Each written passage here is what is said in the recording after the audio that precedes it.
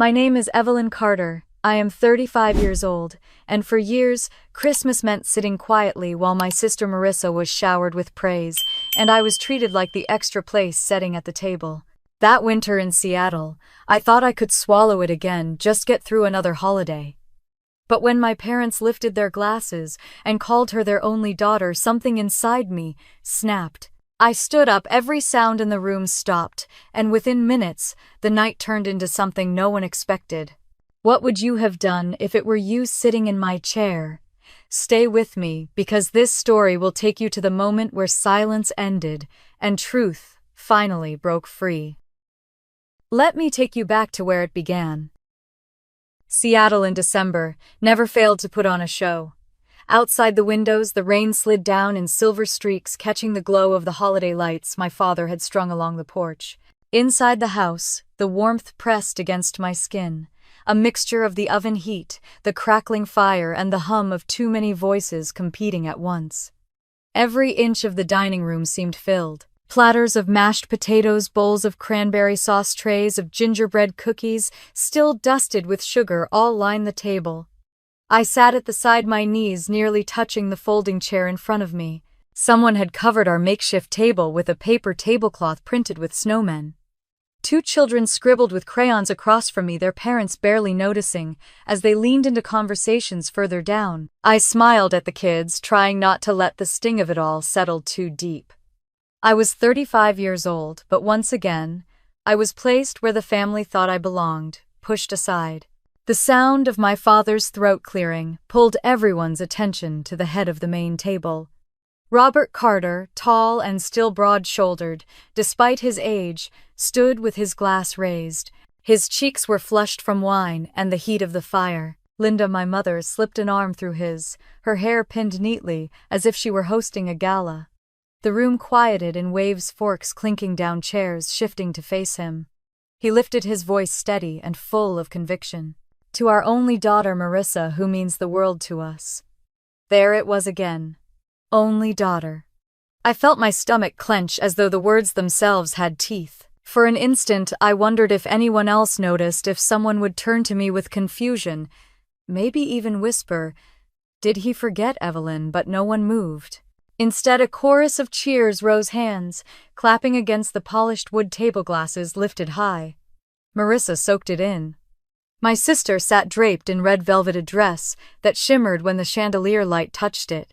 Her nails glittered as she curled her fingers around the stem of her champagne flute. She gave a little wave like royalty, her smile stretching so wide I wondered if her cheeks hurt. I caught the flash of her phone beside her plate screen lighting up with notifications. No doubt she would post this toast online before dessert. The applause swelled. Aunts leaned in to tell her how proud they were. Uncles nodded, murmuring about her success. Cousins snapped pictures, no doubt eager to tag her. All of it spun around me like a whirlpool, pulling tighter and tighter. I pressed my hands into my lap. Breathe, I told myself. Just breathe. A cousin at my side chuckled. "Guess you're stuck at the kids' table again, huh?" He nudged his wine glass toward the coloring books spread in front of the children. I forced a polite laugh, my eyes never leaving the head of the table. Marissa's gaze slid to me then. For a flicker of a second, her smile sharpened the edges, twisting with something that felt less like joy and more like triumph. My chest burned. That look said it all. She knew exactly what had been said, and she liked it. Memories pressed in uninvited. Christmas mornings where she opened a mountain of gifts while mine fit into a small box. Birthday parties where she got the spotlight and I got the leftover cake. Years of being told to understand, to be patient, to let her shine. The ache of those moments stacked one on top of the other until they sat heavy on my shoulders. The fire popped loudly behind me. I could hear my own pulse pounding in my ears faster with each second. The room was still clapping, still laughing, still treating me like I was invisible. Something inside me cracked. I pushed my chair back. The screech of wood against hardwood sliced through the noise. The sound carried bouncing off the high ceilings. Conversations stumbled to silence.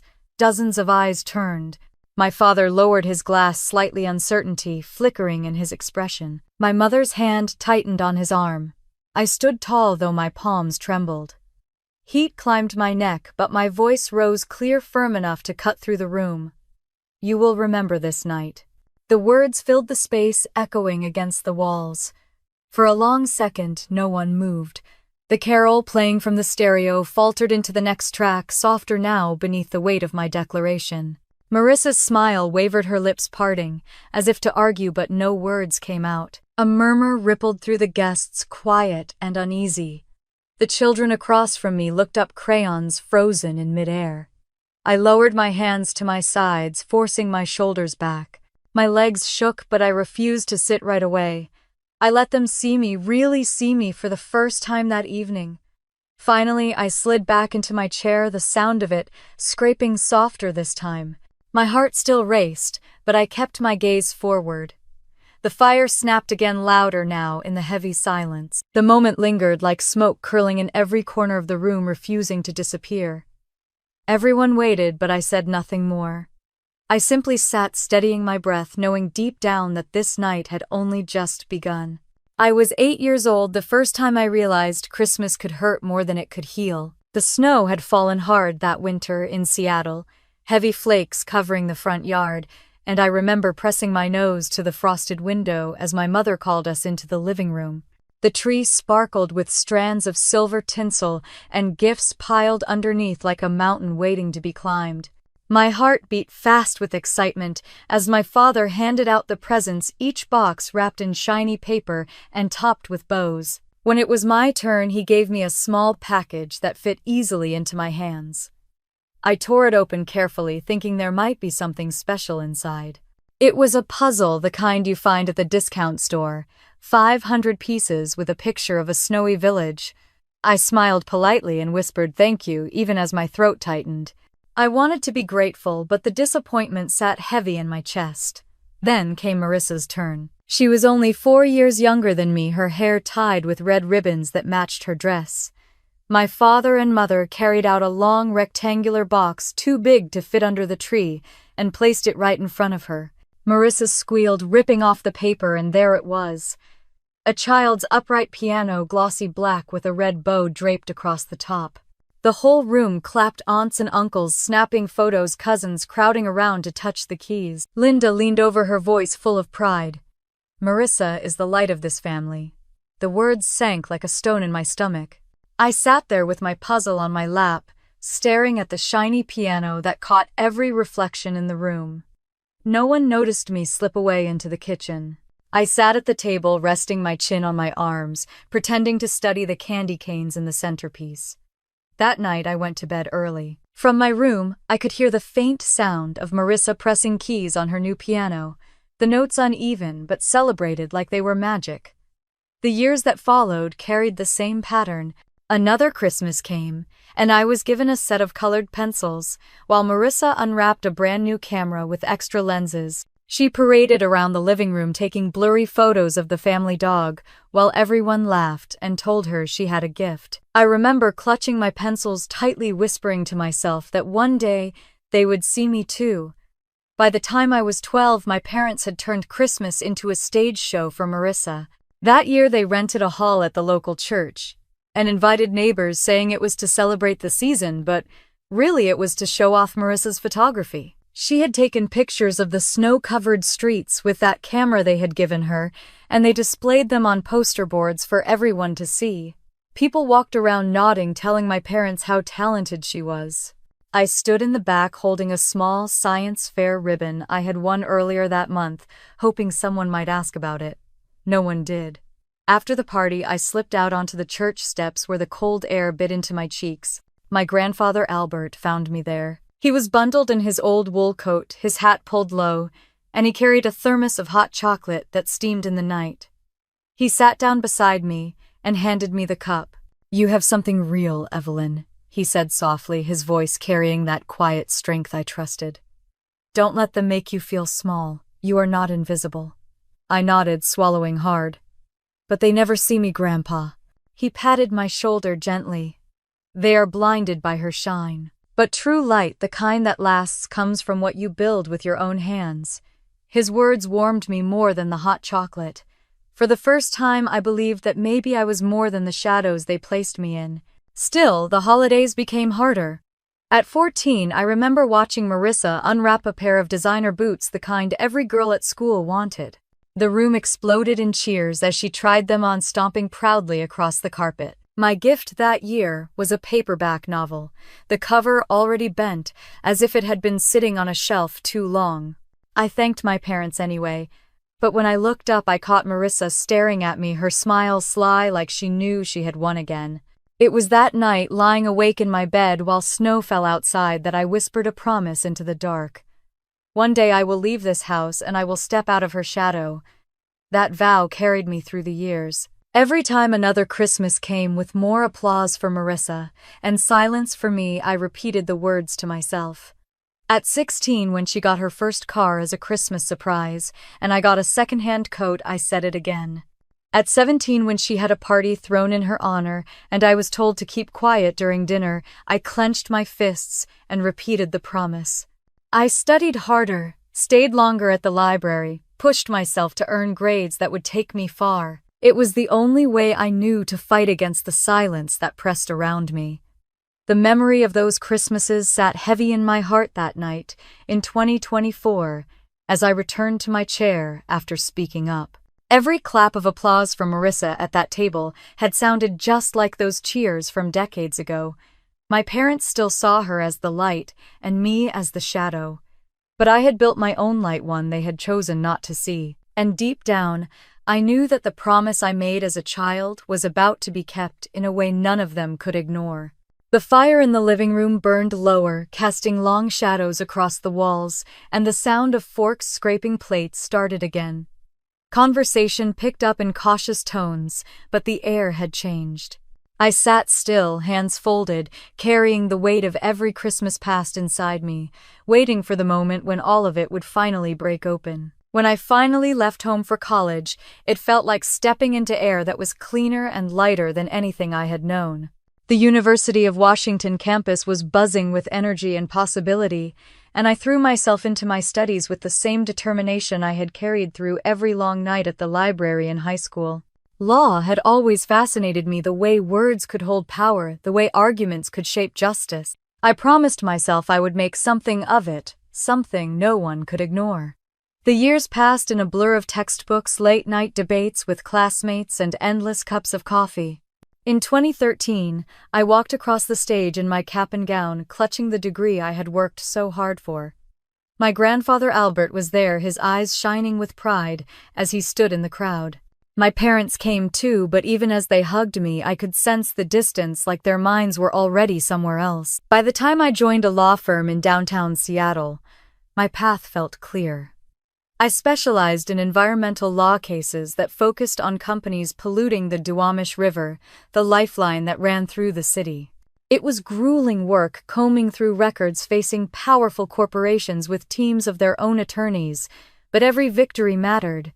Each time a settlement was reached or a fine was enforced, I felt a spark of justice. While I was building my career, Marissa was building something entirely different. She had dropped out of community college after a year, saying school was boring and not worth the effort. Instead, she bought a cheap camera with money from my parents and began posting photos online. At first, it was simple outfits, thrift store finds posed against brick walls or coffee shops. Then came brand sponsorships, photo shoots in Los Angeles, and soon her followers climbed into the hundreds of thousands. By the time I was sitting in meetings about toxic waste permits, she was crossing 1 million followers and smiling from glossy advertisements. Our parents could not stop talking about her. Linda forwarded me every article that mentioned Marissa, telling me how exciting it was that people recognized her talent. Robert would shake his head with pride, saying she had a gift for connecting with people. When I tried to explain the details of a case I was working on, they nodded politely before changing the subject back to her latest campaign. The contrast between us became a kind of running joke in the family. At holiday gatherings, my uncles asked Marissa about her collaborations with fashion brands, their voices full of interest while they asked me if being a lawyer was stressful, already turning away before I could answer. Cousins teased me lightly, saying I was the serious one while Marissa was the star. Still, I kept working. There was one case that consumed nearly 2 years of my life, a lawsuit against a manufacturing company that had been dumping chemicals into the Duwamish. I spent nights combing through evidence, meeting with community groups, standing in courtrooms with a stack of documents heavier than my arms could carry. When the verdict came in our favor, and the company was forced to pay millions in damages, I felt the kind of triumph that should have silenced every doubt. The celebration at the office was loud and joyful. My boss, Diane Foster, clapped me on the back and told me I had done outstanding work.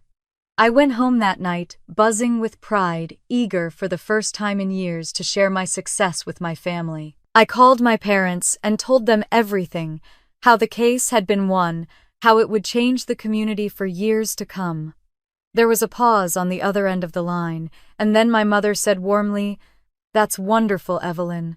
Did you see Marissa's new post, though? It hit 1 million likes in just one day." I stood in my kitchen with the phone pressed to my ear, staring at the clock on the wall. The pride that had been swelling in me deflated like air escaping a balloon. My father's voice joined in chuckling. "She really knows how to make people pay attention. We are so proud of both of you, of course." The conversation drifted quickly back to Marissa's success, how she had been invited to a holiday party in New York, how she was being courted by bigger brands. I murmured my congratulations, though the words tasted bitter. After I hung up, I sank into a chair and pressed my forehead into my hands. It was not that I begrudged my sister her success. She had worked in her own way to carve out her path, but the imbalance was crushing. No matter what I achieved, no matter how many hours I put in, or how many lives my work touched, my parents saw her as the one who deserved applause. That night, I poured myself a glass of wine and looked out the window at the city lights of Seattle. The sound of traffic on the freeway drifted faintly through the glass. I thought of the vow I had made as a child, whispering into the dark that I would step out of her shadow. I had done it in the world outside these walls. Judges, colleagues, and communities saw me. But inside my family's home, I was still invisible. I turned the glass in my hand, watching the wine cling to the edges. I told myself I would not let their blindness define me. Yet somewhere deep inside, the ache returned heavier than before. It was becoming clear that the battle I had thought I had won was far from over. The spring air in Seattle carried a damp chill, the kind that clung to your coat even after you stepped inside. I arrived at the office one Monday morning in 2021 with a nervous kind of energy. For months, I had been pulling 12-hour days leading a complicated case against a construction company that had been leaking waste into the Duwamish River. My team was exhausted, but the work was strong, and Diane, my boss, had been hinting for weeks that a promotion was coming. Senior associate. The title had a weight to it, a recognition that all the sacrifices were worth something. I thought about the hours I had missed. With friends, the late-night dinners of takeout noodles, the mornings I woke up on the couch with case files scattered around me. It was supposed to lead here. The partners gathered in the conference room that morning. Coffee steamed in paper cups, and a plate of muffins sat untouched in the middle of the table. Diane stood at the head, her voice carrying that calm authority everyone respected. She spoke about leadership, resilience, and the kind of reliability a senior associate must embody. I sat tall, heart pounding, ready to hear my name. When she announced another colleague, a man 3 years younger than me, with half the experience, I felt the floor tilt beneath me. Polite applause filled the room. My palms pressed against my skirt as I forced myself to clap along, my smile brittle. My colleague blushed with pride as Diane handed him a folder, and I swallowed hard against the lump forming in my throat. After the meeting, Diane asked me to step into her office. She shut the door gently and gestured for me to sit. Her expression was careful, as though she had rehearsed. "Evelyn, it was very close. You've done excellent work, but there were concerns about your reliability." The word hit like a slap. Reliability. I blinked at her, stunned. I had never missed a deadline, never failed a client, never left a case unfinished. I leaned forward, trying to keep my voice steady. "Can you explain what that means?" Diane sighed, folding her hands. "These things come from above me," whispers impressions. "It isn't always fair, but it matters in decisions like these. Keep working hard. This isn't the end." I nodded, but inside my chest a storm was brewing. Whispers. Impressions. Someone had been saying things, and they had been believed. For weeks after, I threw myself into work with even more intensity, trying to prove those whispers wrong. Late at night, when the office was empty, I stared at my reflection in the window, the city lights behind me, wondering whose voice had poisoned the air against me. Then came John Miller. We had been collaborating on a grant proposal worth $50,000 to support cleanup projects along the river. John was enthusiastic, calling me late in the evenings to discuss details, praising my drafts and my persistence. We were nearly finished when, out of nowhere, he pulled the plug. His email was short. "Evelyn, I can't move forward with you on this project. I've heard things about your work ethic and I can't risk it." I called him, immediately pacing my apartment with the phone pressed to my ear. "John, what things? Who told you that?" He hesitated, his voice strained. "I don't want to stir up conflict. Let's just say I've been advised. I need to protect my reputation too." My chest tightened. So that was it. Someone was feeding lies into the right ears, slowly corroding my credibility. That night I sat at my kitchen table, files spread in front of me untouched. My glass of water sat warm and forgotten. I stared at the city skyline. Through the window, my heart heavy with the realization that this was not coincidence. 2 blows in a row, both tied to my supposed reliability. Someone wanted me to fail. The suspicion gnawed at me. I tried to push it aside, but every interaction with Marissa floated back. The smug smile when my parents praised her. The way she asked about my clients in that casual tone, as if she were fishing. I told myself I was imagining things, that no sister would go so far. But deep down, unease coiled tighter. The confirmation came one Saturday. I had promised to bring groceries to my parents' house. The air smelled of pot roast the moment I stepped inside, and voices drifted from the living room. I moved down the hallway, quietly balancing the bags in my arms. Then I heard Marissa. Her voice was low, almost conspiratorial. "Don't worry, she'll never outshine me. She'll never be the one they talk about." The bags trembled in my hands. I pressed against the wall, my breath caught in my throat. There was a pause, then the sound of her soft laugh, sharp and certain. My body went cold. I backed away, setting the groceries quietly on the kitchen counter, and slipped out the back door without saying a word. The cool air outside slapped against my skin as I hurried to my car. I gripped the steering wheel, staring out at the quiet street, her words replaying again and again. She'll never outshine me. That night I couldn't eat. I couldn't sleep. I sat at my desk, staring at case files, unable to read a single word. My stomach churned with anger and disbelief. Marissa had always been competitive, always hungry for attention, but this was different. This was sabotage, whispered in the right places, time to cut me down, just when I was ready to rise. The ache I had carried since childhood deepened into something darker.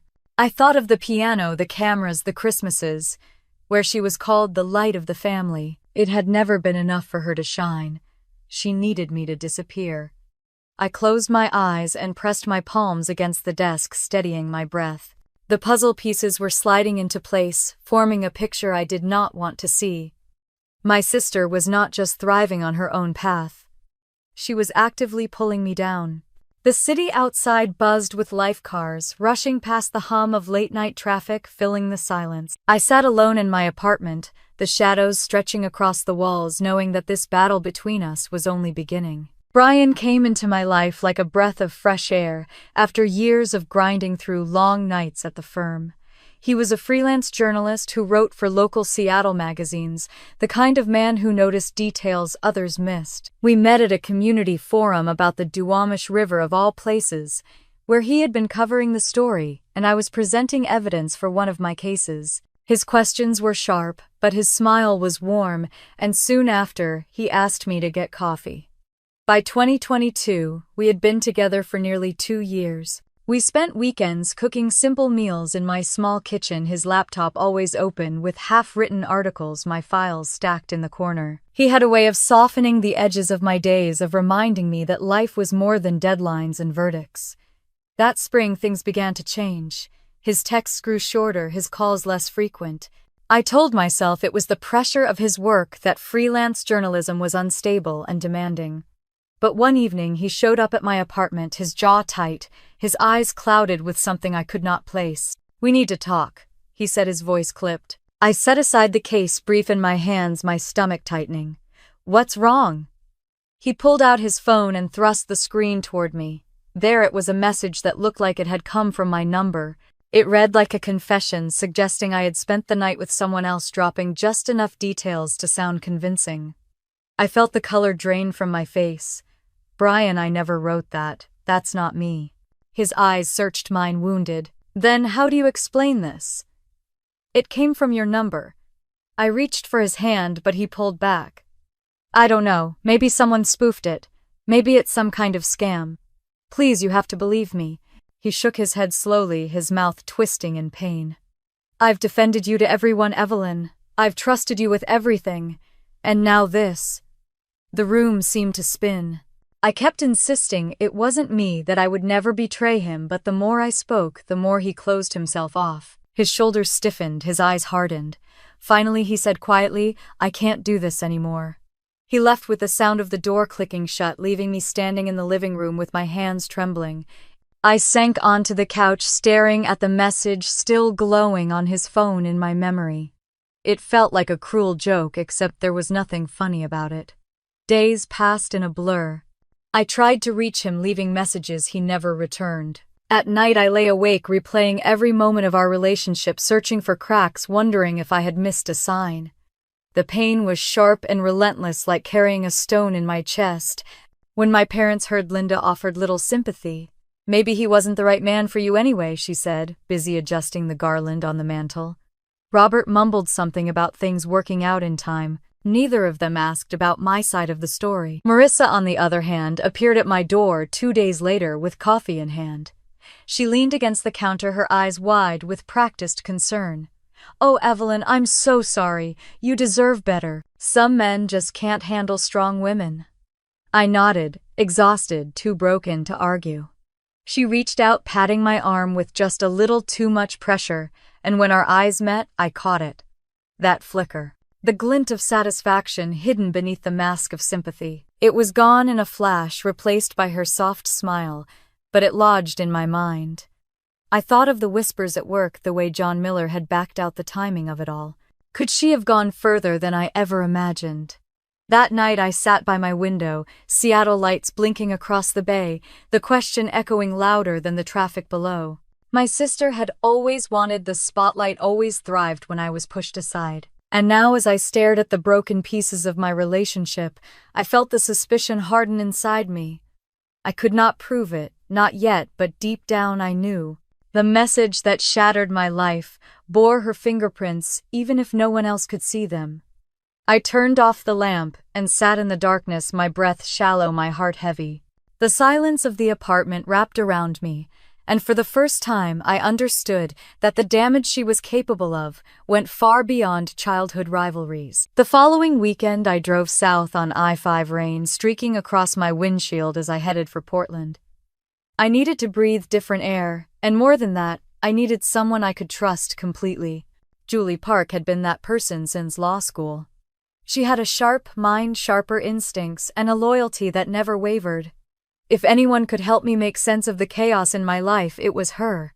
We met at a corner cafe not far from her apartment. The place smelled of espresso and baked bread, warm enough to chase away the chill of the gray afternoon. Julie spotted me through the crowd and waved, her long black hair tucked into a scarf, her laptop already open on the table. She hugged me tightly before we sat down, her eyes searching mine. "You look like you haven't slept in days," she said softly.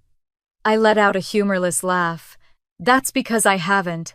Once the waitress set down our coffees, I poured everything out. I told her about the promotion that slipped away, the whispers about my reliability, John Miller's sudden withdrawal, the breakup with Brian, and most of all Marissa's voice that day, in my parents' living room. As I spoke, the words tumbled faster, as though releasing them could lighten the weight pressing on my chest. Julie listened without interrupting, her fingers steepled under her chin, her eyes narrowing with each detail. When I finally stopped, my throat raw, she leaned closer. "Evelyn, this isn't coincidence. This is a pattern. I rubbed my temples. I thought so too, but it sounds paranoid. Who would believe me if I said my sister is sabotaging my life? Julie didn't hesitate. I would. Her certainty steadied me. She pulled her laptop closer and began typing quickly. People who smear reputations often leave trails. Let's look for anything that's been said about you online. For the next hour, we combed through social media news forums, even obscure blogs. That was when Julie found it. A small Instagram account called Seattle Truth Watch. It had fewer than 200 followers, but nearly every post targeted me. One accused me of inflating my credentials, another claimed I had mishandled a case and cost the city money, another called me sloppy and unreliable. The words cut deep, even though I knew they weren't true. My stomach churned. No wonder clients had hesitated. No wonder whispers had spread. I looked up at Julie, my voice barely above a whisper. Who would care enough to make this? Julie scrolled further, her brow furrowing. The account only followed a handful of people. Oddly enough, one of them was Marissa. My chest tightened. That could be nothing, I said quickly, though my pulse raced. She follows thousands of people. Julie shook her head. Not like this. Look. She pointed to the creation date.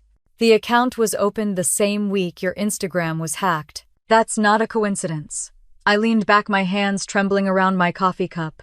Anger and fear collided inside me. The idea that Marissa might have orchestrated all of this made me feel sick, but the pieces kept fitting too neatly. Julie clicked a few more times, tracing metadata, something I barely understood. Then she froze. I've got something. She turned the screen toward me. The account was linked to a burner email one created just days before the first smear post. The name was generic, but Julie's voice was sharp. Whoever set this up was sloppy. They reused an IP address that matches a location in Capitol Hill, just blocks from Marissa's apartment. I pressed my hand against my mouth, my stomach twisting. I wanted to deny it, to say it was impossible, but the evidence sat glowing on the screen. Julie closed the laptop gently and fixed her eyes on me. If Marissa is behind this, we can prove it. We can do it legally, step by step, so there's no question. I stared at her, the cafe noise fading around us. My voice cracked when I finally spoke. She's my sister. Julie reached across the table, squeezing my hand. And she's tearing your life apart. I looked down at our hands, hers steady and firm, mine shaking. The truth I had been avoiding was right there, undeniable. Marissa wasn't just competing with me anymore. She was destroying me from the shadows. Julie's voice softened, but her eyes stayed fierce. We'll follow the trail. If she's behind it, we'll find proof. And when we do, she won't be able to hide behind smiles and followers. I swallowed hard, the lump in my throat almost painful. For the first time in months, I felt something close to hope, fragile but real. Julie leaned back, determination etched on her face. If Marissa is behind this, Evelyn, we're going to expose her. The conviction in her voice wrapped around me like armor. I nodded slowly, knowing this was the first step in a fight I had never wanted but could no longer avoid. 2 weeks later, my phone rang just after dinner. I glanced at the screen and saw my grandfather's name. Albert rarely called at night, so I answered quickly, my fork still on the plate. His voice was steady, but there was a weight in it that made me sit up straighter. Evelyn, can you come by the house tomorrow? There's something I need to tell you, and I don't want to do it over the phone. The next afternoon, I drove across town to his small rambler tucked on a quiet street in Ballard. The yard was neat with rows of trimmed hedges. He still tended himself despite his age. I knocked lightly, and he opened the door, his cardigan buttoned up, his glasses slipping down his nose. He smiled, but his eyes were serious. Come in, kiddo. Let's sit in the den. The den smelled of old books and pipe tobacco. He poured 2 cups of tea and set them on the coffee table before lowering himself into his armchair. I settled on the couch, my hands folded in my lap. He leaned forward, resting his elbows on his knees. Evelyn, I've been thinking a lot about what's been happening with you. I know it hasn't been easy, and I want you to know I've seen more than you think. I swallowed the warmth in his words, already loosening the tightness in my chest. He reached for a folder from the side table and placed it in front of me. Inside were a few papers neatly folded. I drafted my will years ago, he said quietly. I left some things to your mother and father, but I wanted you to know that I set aside a portion just for you. $250,000. The number made me blink. My throat tightened as I whispered Grandpa why. He gave a small smile, though his eyes glistened. Because you've been overlooked, Evelyn. I saw it when you were a child, and I still see it now. It's not about money. It's about making sure you have something that's yours, something no one can take away. Tears stung the back of my eyes. I reached across and took his hand. Thank you. He squeezed my fingers. Don't thank me. Just promise me you'll use it to build the life you deserve. For a moment, I felt a strange peace, like someone had finally chosen me after years of being invisible. But his next words pulled me back into the storm. I shouldn't even know this, but last week I walked into the kitchen while your mother and Marissa were talking. They didn't see me. He paused, his jaw tightening. They were discussing ways to keep the will quiet, to make sure it never sees the light of day. My stomach dropped. What do you mean? He sighed. I only caught pieces, but your mother said something about not letting you cause trouble, and Marissa laughed, saying you'd never find out anyway. I sat frozen, the teacup cooling between my palms. The picture formed too easily in my mind. They had been erasing me in every way they could, and now even my grandfather's final wishes were in their sights. Grandpa leaned back, his face tired. I haven't changed a word of it. The will is filed properly, and my lawyer knows my intentions. But I wanted you to be aware, so you're not blindsided. I nodded slowly, my pulse racing. It wasn't just my reputation, my career, or my relationships anymore. This battle stretched deeper into blood and inheritance, into the way my family valued me or erased me entirely. I left his house as the evening sun dipped low over the Sound. The streets glowed orange, but all I felt was the tightening coil in my chest. I drove in silence, gripping the wheel until my knuckles whitened, hearing Marissa's laugh echo in my ears. Back in my apartment, I spread the papers across the table, staring at the neat lines of my grandfather's handwriting. The number itself didn't matter as much as what it meant. Proof that someone believed in me. Proof that I was worth something more than scraps. But now, it was also a target. I could almost picture Marissa whispering in my mother's ear, planning how to bury the truth, how to make me disappear even from a will. I closed my eyes, pressing my hands flat against the table. This was no longer about being invisible at Christmas dinners or being compared to her online fame. It was about survival, about refusing to let her erase me from every corner of my life. When I opened my eyes, the city outside was dark, lights flickering across the skyline. For the first time in years, I felt a quiet rage settle inside me, not wild, but sharp, like a blade being honed. The fight ahead was no longer just about clearing my name. It was about claiming what was mine before she stole that too. Julie wasted no time once I told her about my grandfather's warning. She invited me back down to Portland for the weekend, insisting that if Marissa was bold enough to tamper with my reputation, she had probably left more evidence than she realized. I drove down on a Friday evening, the highway slick with rain, my mind restless with equal parts dread and determination. Her apartment smelled faintly of lavender and coffee, the kind of mix that made me feel grounded. She had her laptop open before I even sat down, screens pulled up with spreadsheets and browser tabs. Julie was relentless once she had a lead, and I could see the fire in her eyes. She started with bank records. Years earlier, my parents had set up a small joint savings account meant for family emergencies, one that technically included both Marissa and me. I had nearly forgotten about it until Julie suggested looking through the statements. She had ways of requesting records legally, and within a day she slid a file across the table to me. "Take a look at this," she said. I scanned the numbers, my heart thudding harder with each line. Multiple withdrawals, all in the last 12 months, totaling $6,000. Each withdrawal linked back to Marissa's debit card. Julie leaned closer. And here's where it went. She clicked another tab and showed me receipts from an online marketing company. They specialized in boosting social media metrics, buying fake followers, and inflating engagement numbers. I let out a shaky breath. So her empire was built on lies. Julie nodded.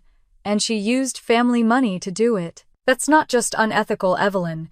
That's theft. I sat back, my hands trembling against the edge of the table. The puzzle was taking shape. Next, Julie moved to emails. She traced the burner account that had managed the smear campaign, the same one linked to the Seattle Truth Watch page. After hours of cross-checking, she pulled up a message sent to John Miller's company server. "Here's the one," she said firmly. The email warned Miller that I was unreliable, that I cut corners, and that working with me could cost him his credibility.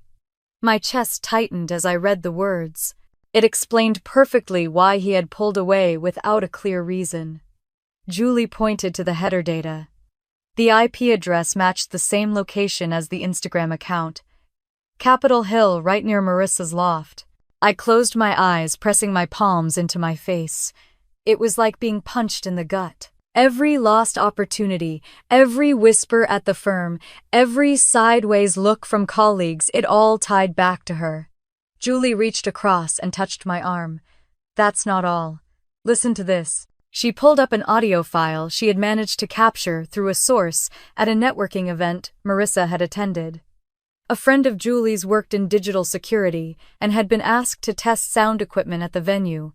By chance, Marissa's voice had been recorded when she thought no one was listening. The clip was grainy but clear enough. Marissa's voice dripped with arrogance.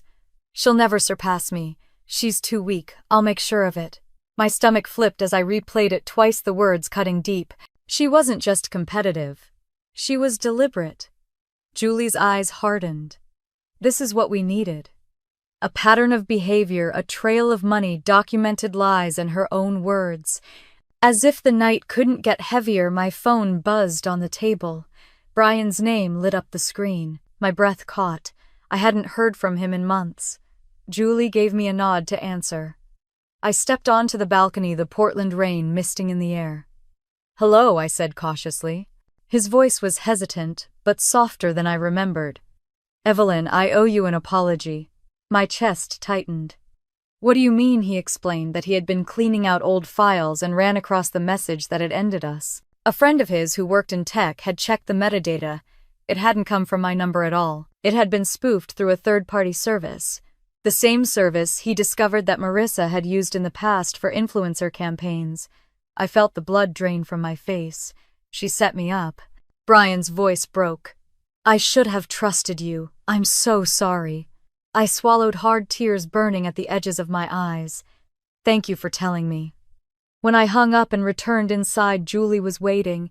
She read the expression on my face before I even spoke. "That was Brian, wasn't it?" I nodded. He confirmed it. "The text that ruined us was fabricated, and Marissa's fingerprints are all over it." Julie exhaled slowly, leaning back in her chair. "Then it settled. We have money trails, burner emails, smear campaigns, stolen funds, and now corroboration from Brian." She tapped the folder she had been compiling. "This isn't just suspicion anymore, Evelyn. It's evidence." I sank into the couch, my body trembling with a strange mix of exhaustion and relief. For so long I had felt like I was fighting shadows, unable to prove what I knew in my bones. Now the shadows were taking form, clear and undeniable. Julie closed her laptop with finality, her eyes locking onto mine. "If Marissa is behind all of this, and everything points that way, we're going to hold her accountable." The rain tapped harder against the windows, the sound steady and relentless. I folded my arms tightly, feeling the weight of the file on the table, the proof of years of betrayal. For the first time, I believed that justice might finally be within reach. The following week, my parents asked me to come over for dinner. It was the Saturday before Christmas, and the house was already strung with garlands and twinkling lights. The smell of pine and roasted chicken filled the air as I stepped inside. Marissa's voice carried from the living room, where she laughed with an aunt over her latest brand campaign. I gripped the strap of my purse, the folder of evidence tucked tightly under my arm. Linda greeted me with a brisk kiss on the cheek, her eyes already darting past me toward the kitchen. Robert gave me a quiet nod, his hands in his pockets. I sat at the table with them once Marissa drifted off to take a phone call, her heels clicking across the hardwood. My heart pounded, but I forced myself to meet their eyes. "There's something you need to know," I began, sliding the folder onto the table. My mother frowned. "What's this?" I opened it, laying out the pages. Bank statements showing the missing $6,000, the email header from the burner account, the transcript of Marissa's own words caught on audio. My voice shook but held steady. She's been using family money to buy followers. She sabotaged my promotion, poisoned my reputation with John Miller, and even fabricated the message that ended my relationship with Brian. For a long moment, the only sound was the ticking of the clock on the wall. My father leaned forward, scanning the papers with furrowed brows. My mother didn't look down at all. She sat straighter, her lips pressed thin. Finally, she spoke, her tone sharp. "Evelyn, this has to stop. You've always been jealous of your sister." The word sliced through me. Jealous. That old accusation they had used since childhood. Every time I pointed out the imbalance, every time I asked for fairness. I shook my head, my voice rising. This isn't jealousy. This is evidence. She's been stealing, lying, and destroying everything I've built. Look at the bank records. Look at the emails. Linda waved a hand as if brushing away crumbs. People make mistakes. She's under pressure. Do you know how hard she works to keep up her image? I stared at her, stunned. My father shifted in his chair, his eyes flicking between us. He picked up one of the statements and studied it, his jaw tightening, but he said nothing. "Dad, you know this isn't right," I pressed. "Say something." He opened his mouth, then closed it again. His gaze dropped back to the page, and I caught a flicker of unease in his eyes. But the silence stretched. I felt the heat rise in my chest. All my life I had waited for them to see me, to defend me, to tell me I wasn't invisible. Instead, my mother looked at me with disdain, and my father sat caught between truths he didn't want to face. Linda leaned closer, her voice lowering. "This family doesn't need another scene. Let it go, Evelyn. Don't ruin Christmas." I pushed back my chair, the legs scraping loudly against the floor. My hands trembled as I gathered the papers back into the folder. I looked at both of them, my throat tight with rage and heartbreak. "You think this is about Christmas?" I asked quietly. "This is about years of letting her take everything while you watched." Neither of them spoke. The silence was answer enough. I slipped the folder back into my bag and stood tall, though my chest ached. "Fine. If you won't face the truth, then I will." Robert finally lifted his eyes, something almost like guilt flashing across his face. But still, he said nothing. I walked toward the door, my footsteps echoing in the decorated house. The tree sparkled in the corner ornaments, catching the glow of the lights, but to me it felt hollow, like the shine was only there to cover rot. As I stepped outside into the cold December night, the decision hardened inside me. I could not count on them to protect me. I could not count on them to even acknowledge the truth. The fight was mine alone, and if I wanted to be heard, I would have to make sure the world listened. The chill bit into my cheeks as I pulled my coat tighter. Across the street, children were stringing lights around a snowman, their laughter floating in the air. I walked to my car with my head high, the folder pressed against my side. Christmas dinner would be different this year. I would not sit quietly at the kids' table while Marissa basked in applause. I would not swallow my anger while my parents looked away. I slid into the driver's seat, the engine rumbling to life. My hands steadied on the wheel, my reflection staring back from the dark windshield. This time the truth would not be hidden. This time it would be undeniable. The night of Christmas Eve arrived colder than usual, the kind of chill that sank into your bones and made every breath visible in the air. My parents' house glowed from down the street, strings of white lights draped across the roof, candles flickering in the windows, the lawn decorated with a plastic nativity scene that had been there since I was a child. Cars lined the curb, voices and laughter spilling from the front door as I parked and stepped out into the icy air. Inside, the house was packed. Relatives I hadn't seen in years mingled with neighbors and members of my parents' church. The dining room table stretched longer than I remembered, two smaller tables pushed together and covered with crisp white cloths. Platters of food crowded the surface, golden turkey at the center, bowls of mashed potatoes and cranberry sauce filling the edges. The smell of nutmeg, cloves, and roasted meat hung heavy. I took my seat near the end, my phone resting quietly in my lap, its screen dark but ready. I had spent days preparing the posts, checking and rechecking the evidence Julie and I had gathered. Every screenshot, every audio clip, every financial record was lined up like pieces of a puzzle. All it needed was a single tap to be released into the world. The hum of conversation quieted when my father stood. Robert held his wineglass high, his cheeks already flushed from the warmth of the fire and the company. My mother, Linda, slipped an arm through his, her face beaming as if the moment was hers too. The room leaned toward him, every fork set down, every eye fixed at the head of the table. To our only daughter, Marissa, who means the world to us. The words sliced through me like a blade I had heard too many times. Applause erupted instantly, glasses clinking, cheers rising in waves. Marissa rose gracefully from her chair, her velvet dress catching the chandelier light, her smile wide and radiant. She bowed her head modestly as cousins snapped pictures as uncles raised glasses toward her. I pushed my chair back. The scrape echoed across the hardwood floor, sharp enough to silence the clapping. Dozens of faces turned, brows furrowed, unsure. My legs shook, but my voice came steady. Enough. Marissa's head snapped toward me, her smile freezing. "Evelyn, sit down," Linda hissed, her tone dripping with warning. But I didn't sit.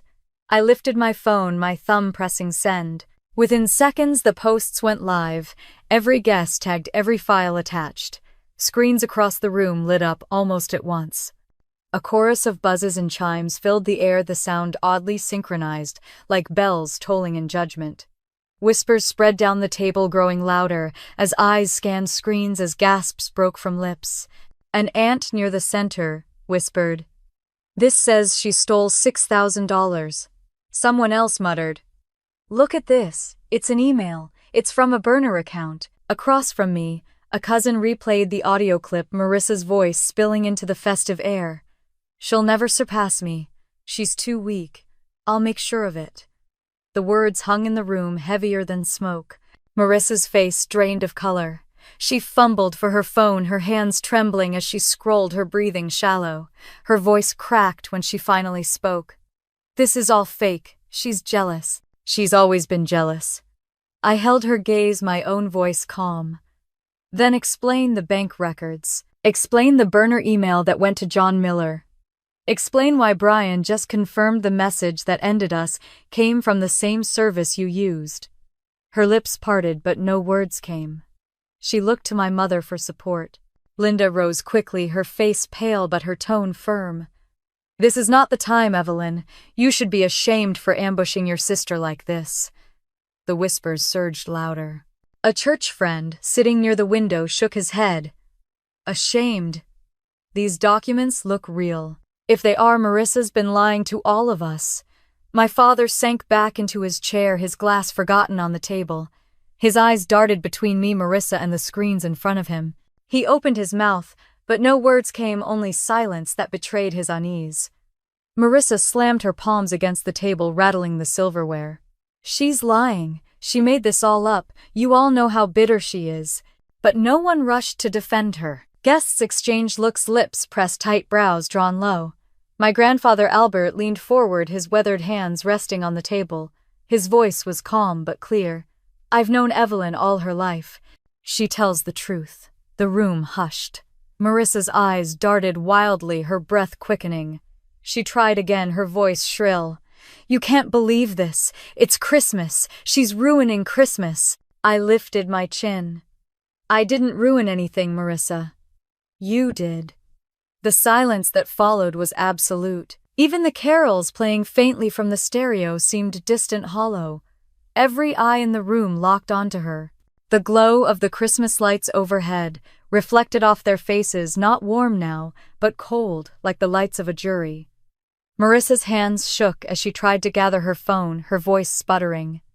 "This isn't fair. You don't understand." But the words fell flat. The evidence spoke louder than anything she could say.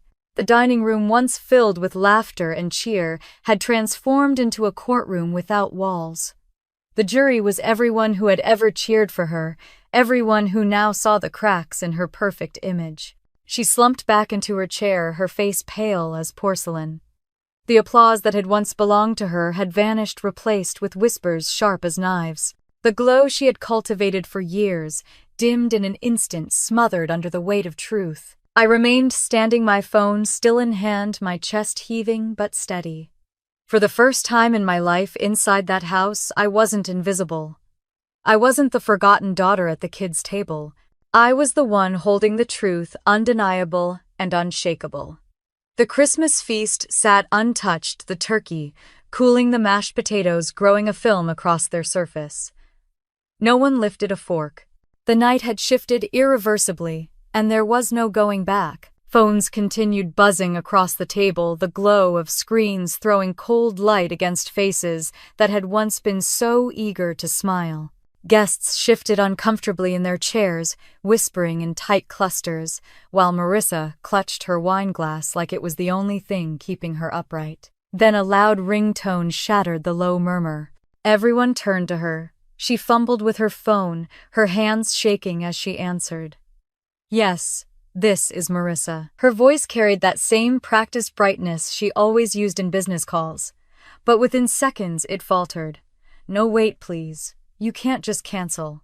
We had a signed agreement." Her free hand tightened around the back of her chair. $50,000. You don't understand. This is all lies." The room held its breath. She turned away, pacing a few steps, her voice climbing higher. "No, please just give me a chance to explain." But the call ended abruptly, and she stared down at her phone like it had betrayed her. Linda was on her feet in an instant, gripping Marissa's arm. "What happened?" Marissa's face crumpled as she choked out the words. "They canceled. One of my biggest sponsors. $50,000 gone." A ripple of shock passed through the table. An uncle leaned back in his chair, shaking his head. A cousin whispered to another I knew. That follower count was too good to be true. One of the church elders muttered under his breath about dishonesty, always catching up. Two aunts stood gathering their coats. "We should probably get going," one of them said, her eyes avoiding Linda's glare. Soon, others followed, chairs scraping the floor, murmured excuses filling the silence. The dining room thinned as people filed out, the once festive crowd unraveling like a frayed ribbon. Linda turned on me, her voice rising with a sharpness that made the chandelier tremble. "Do you see what you've done? You ruined Christmas. You ruined your sister's life." I stood slowly, my own hands flat on the table. "No, Mother. Marissa ruined it when she stole from our family, when she spread lies to destroy me, when she thought her spotlight mattered more than the truth. And you ruined it by defending her every step of the way." Gasps broke from those who remained. Robert sat frozen, his eyes locked on the papers still scattered on the table. His hands, usually steady, trembled as he set his glass down. He looked at me, then at Marissa, then back again. His voice was low, but carried through the room. "Evelyn." I braced myself for another dismissal, another wound disguised as a lesson. But his words caught me off guard. "I am sorry. I should have protected you. I should have listened." The admission hung in the air, heavier than any toast he had ever raised. Linda stared at him in disbelief, her mouth opening to protest, but the words never came. Marissa's face twisted, her voice breaking. "Dad, how can you take her side?" Robert lowered his eyes, shame etched into every line of his face. He said nothing more, but his silence was louder than her protests. Marissa collapsed back into her chair, burying her face in her hands. Linda hovered at her side, glaring at me with a fury that could have burned through stone, but even she looked shaken. Around the table, the last of the guests whispered uneasily, the clink of silverware long forgotten. That night, back in my apartment, I sat by the window as the city glowed faintly under a cloudy sky.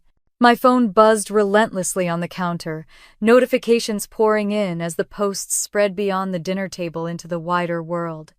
Screenshots of Marissa's words circulated online. Hashtags with her name trended for all the wrong reasons. Comment sections filled with anger, disappointment, and ridicule. I refreshed her social media page once, then twice. The numbers told a story sharper than any headline.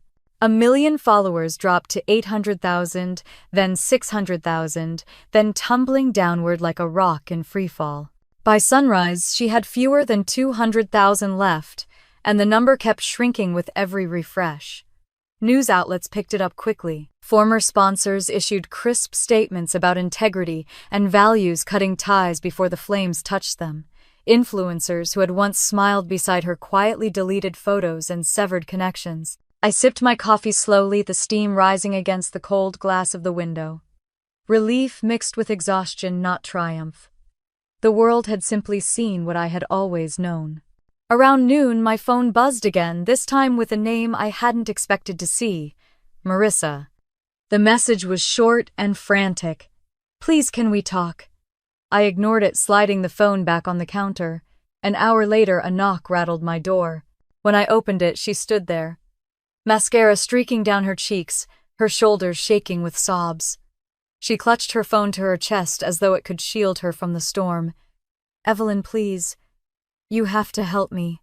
They're tearing me apart. Nobody believes me anymore." Her voice cracked, and for a fleeting moment, I saw the girl she had once been, the one who played piano at Christmas, while I unwrapped socks in the corner. But the weight of years pressed heavier. I thought of the lies, the sabotage, the way she smiled while dismantling my life. I kept my hand on the doorframe, blocking her from stepping inside. "You wanted the spotlight, Marissa. Now you're standing in it." She reached out, her fingers trembling. "I'll lose everything. Please." I held her gaze steady now, in a way I had never been before. "Everything you lost was built on lies." Her sobs echoed in the hallway as I closed the door gently but firmly. Inside, the apartment was quiet again. The only sound, the hum of the heater, and the faint buzz of my phone still alive with notifications. The storm had shifted. For once, it was not mine to weather. The weeks after Christmas felt strangely quiet, as if the noise of my family's collapse had finally given way to silence. Headlines and online chatter carried Marissa's name everywhere, but instead of praise or admiration, it was linked with words like fraud, deceit, and scandal. Sponsors pulled away one after another, and within a month her career had unraveled completely. Then came the lawsuit. Julie guided me through every step, steady and sharp as always. The case covered defamation, financial theft, and breach of trust. In court, the evidence spoke louder than her tears. The judge's voice was firm when he ordered Marissa to repay the $6,000 she had stolen from the family account and awarded $15,000 in damages for the harm she had caused me professionally. Watching her stand there, mascara streaked, nodding miserably as the verdict was read, I felt no joy. Only closure. Around the same time, my grandfather's will was executed. True to his word, I received $250,000. I remember sitting with him in his cozy den, the papers spread between us. His eyes twinkled with pride as he patted my hand. "You've carried so much, Evelyn. Now carry this for yourself." It wasn't just money.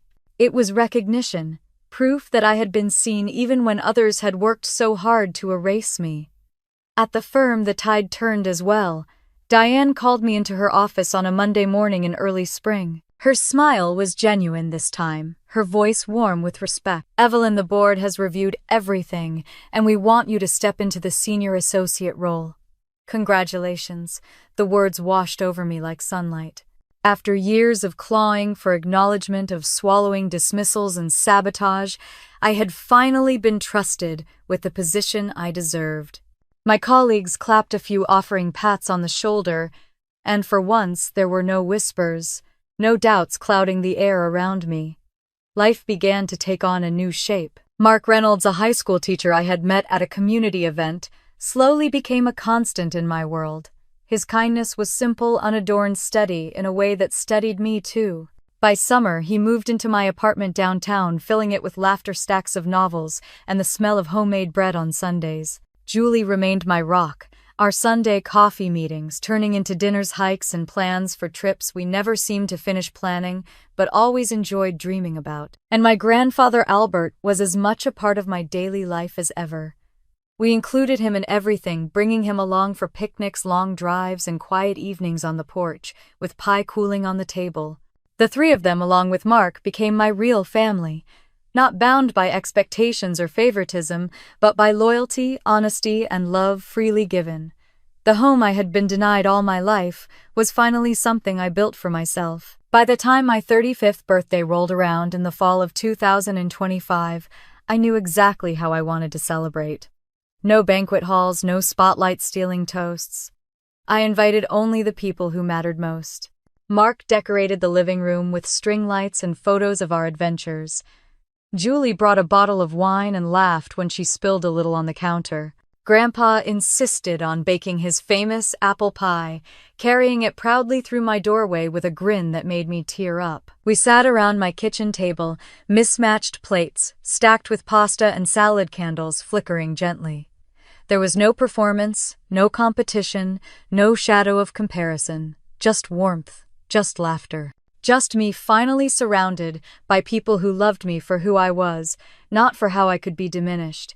Later, when the candles on my cake flickered down to embers and the pie had been devoured, I leaned back in my chair, listening to the hum of voices around me. I thought about the long road that had led me here every Christmas, past every wound, every betrayal. And I realized that this was what it meant to win. Not to have the last word, but to have peace. If you were me sitting at that Christmas dinner when the truth came crashing down, what would you have done? Share your thoughts in the comments, and if this story spoke to you, stay with us for more stories of justice, family, and the strength it takes to stand tall.